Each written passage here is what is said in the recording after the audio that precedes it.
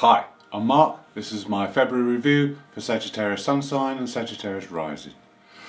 We start the month with Mercury in your third house, which is the house of Mercury, going retrograde. So this is going to put difficulties in communication and also your thinking. You're not going to be able to think straight.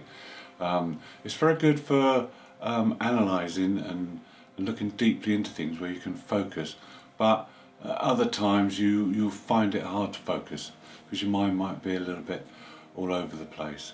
When Mercury's retrograde, it's not a good time to make decisions either. It's not a good time for advertising or publicity. It's not a good time for computers, so make sure you back up your computer at home and have all your information stored and safely filed away. And then on the 20th, Mercury will go direct, so that will be the time to start making decisions, put things in place. The other thing you've got to be aware of is there's a large concentration of planets in your third house this month. We've now got Saturn in there. Saturn can cause a little bit of depression or unhappiness when it's in the third house, but you've also got Jupiter there, which can give you great optimism. So it's kind of a mixed bag, really. On the first, we also have a couple of aspects. There's one between the Sun and Mars. Now this can cause a little bit of aggravation because the two usually work well together, but because they're at a square, they are at odds a bit, and that is a little bit challenging. So in your daily routines, your daily life, you could come across some situations that either make you angry or you can make someone else angry, and you can get their anger coming back. This is a sort of aspect where you have to be careful because you'll get back what you give out. And then the other aspect is between Saturn and Chiron. Now, this is about authority figures. This is about maybe teachers, because it's in your third house. Teachers in the past may have thwarted your creativity. So now's the time to try and release that and bring it into your consciousness, and then heal it and let go of it. And hopefully that will free up your creativity. On the 4th, for just over 2 weeks, there's an aspect between Jupiter and the black moon Lilith. Now Lilith is in your 6th house. It's the house of everyday routines, your health, diet, exercise. Wherever Lilith is, there's a shadow. So there could be a shadow over your health or your fitness or your daily working routines. But this will become more prevalent because Jupiter will make that shadow larger, so you can't help but see it. But this could be a good thing, because this may highlight things that you need to adjust, things you need to change. Maybe there's things in your diet or in your health that needs to be changed, and Jupiter will help to highlight this, so you'll be able to do something about it. And this is great because you'll be better, you'll feel better because of it. On the 6th, the Sun makes a positive aspect to the Moon's nodes. Now this is the first of 4 positive aspects during the month that the nodes will receive. So this is a very fateful, very destined month. Things will change. The North Node is about our spiritual way forward and our destiny. So with this positive aspect from the Sun, it means you could be in the right place at the right time. Your North Node is in the 7th house. This means that people are very important to you. So you could make important connections with people that will point you in the right direction. We also have 2 aspects from Venus on the same day. The first is to Uranus in your 6th house. This is a good time to get things out in the open. Any fears and worry you've got about health issues or diet or your daily working routines, you can speak about them now and get them out in the open. It's also a good day to try something new and exciting. On the same day, Venus makes an aspect to Chiron. We spoke about the Saturn-Chiron aspect that's going on all month. Well, Venus can help you share some light on this and be able to accept it and to perhaps help to heal the situation.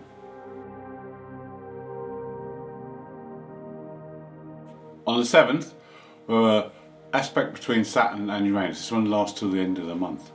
So this is quite slow moving, so you have time to work with this one. But what it is, it's Saturn is in your 3rd house, which is the mental faculties. It's the intelligence and your thinking and communication. And Uranus in your 6th house. You've got everyday routine. So one's on the thinking side and one's on the doing side.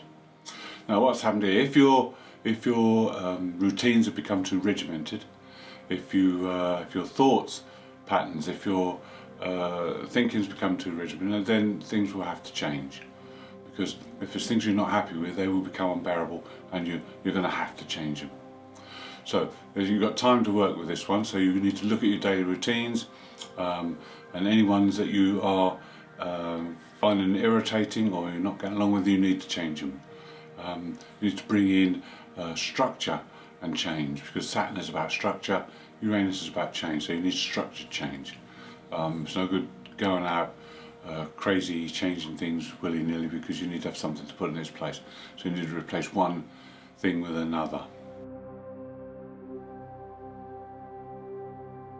On the 9th, we have the third contact to the moon's nodes.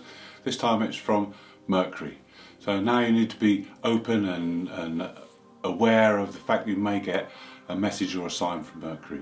And this could be about your future, or this could come from the past you can use going on in the future. Then on the 10th, Mercury makes a difficult aspect with Mars, so it's a day when you could be irritable. So try and avoid situations whereby you might fly off the handle.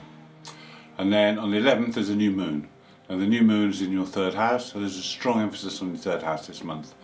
So this is going to be easy to do some tasks, especially those that don't involve any emotion, because the moon in Aquarius is very unemotional, it's quite detached. So if you need to do tasks where you don't have any emotional contact, you can get on and do these. This is also a good time to plan for the future.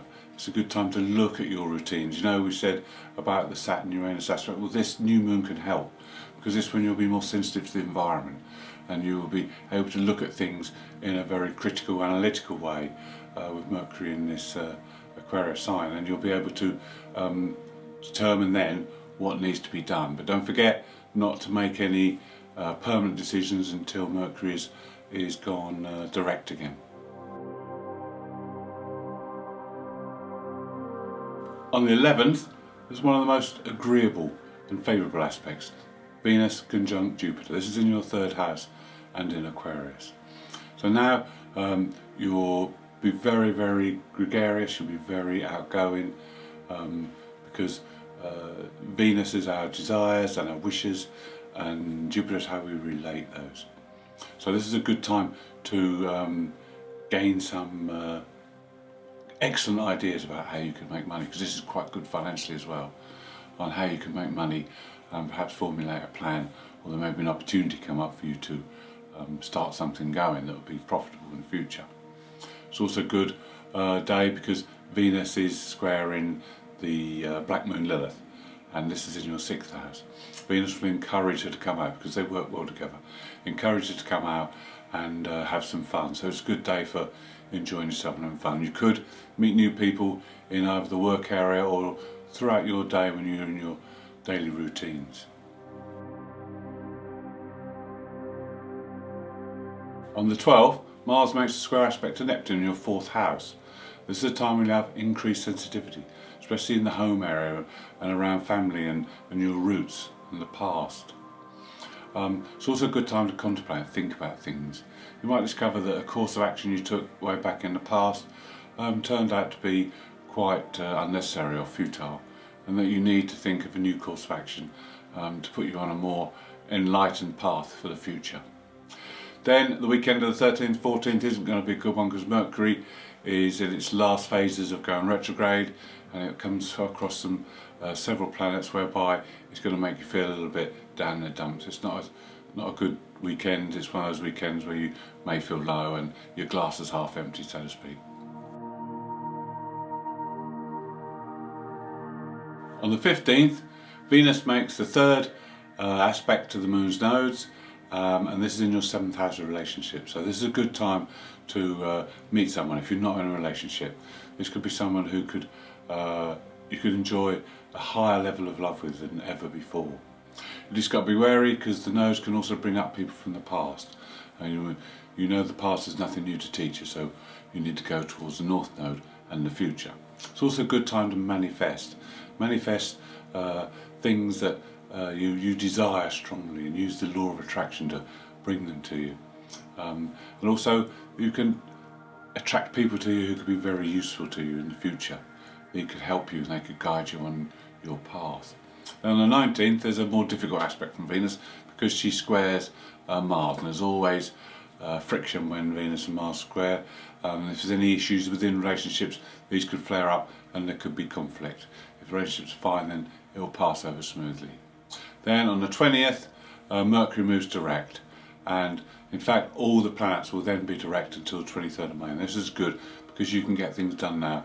You can now put your plans into action, start to initiate things that you've been thinking about, and all will be well for several months now.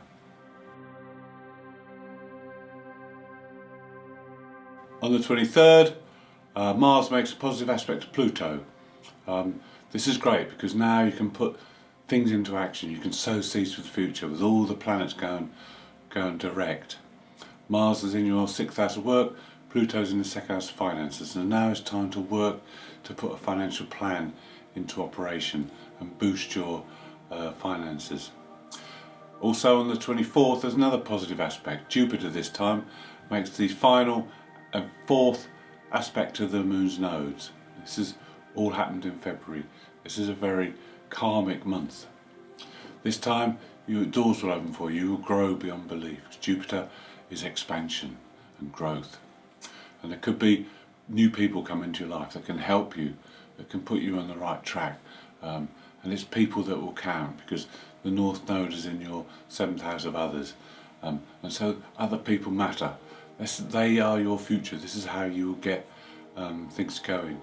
This is how you will get those doors open, by networking and working with other people. On the 25th, the Sun makes an aspect to Uranus in your 6th house. So there could be delays or hold-ups in your routines on that day. But also you could gain valuable insight. And you could gain a different perspective on things. You can also have flashes of inspiration. It's also good if you want to experience new things. So maybe it's a good time to try out some new things in your routines or in your daily work. Then on the 27th there's a full moon.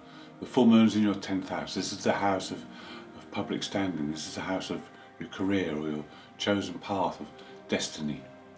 So we have changes come along here. You can reap benefits from the full moon.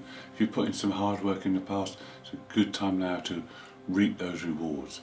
You'll also be in touch with the public. If you're in a profession where you deal a lot with the public, this will be excellent for that. Also you'll be more sensitive to people. And it could be that there are displays of public emotion that come out at this time. But the moon in the 10th house is very good for career. You could get advancement. It's good for public standing, and it's also good for your destined path. You will be emotionally connected to these. Thank you for watching. Hope you've enjoyed the video. If you'd like to see more, please subscribe. And if you'd like to leave me a comment, I'd be glad to hear from you.